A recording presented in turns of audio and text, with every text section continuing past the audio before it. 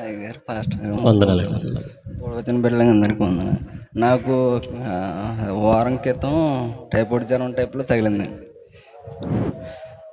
నాతో వచ్చిన 5గురికి రక్తకణాలు పడిపోని అనేసి అన్నప్పుడు నాకు కంగారు కాల్చీలు దళ్ళ మొదలెట్టేటప్పటికి శుక్రవారం ఇంటికి వచ్చి నాకు చాలా కంగారుగా ఉంది. కాల్ చేతి దళ్ళ వచ్చేతను ఏం చేయాలి తెత్తలేదు. అయ్యగారు ఫోన్ చేస్తే అయ్యగారు ఫోన్ ఎత్తలేదు. అప్పుడు తర్వాత 2 సార్లు తర్వాత 3ఓసారి ఫోన్ చేశారు. అయ్యగా నా పరిస్థితి ఇలా ఉంది, కాల్ చేతులు లాగేస్తున్నా, అసలు ఏం చేయాలి నాకు అర్థమవుతలేదండి. కంగారు పడేటప్పటికి అయ్యగారు ప్రార్థన చేసి నువ్వేం కంగారు పడ రవీంద్ర గారు ఏమీ లేదు అన్నప్పుడు నాకు ముచ్చూరు సెమంటలు పట్టేసి ప్యాంట్ తిరుగుతున్నా కానీ చొక్కా మొత్తం అన్ని తడిచిపోతున్నా. అది ఏం చేయాలి అర్థమవుతలేదు.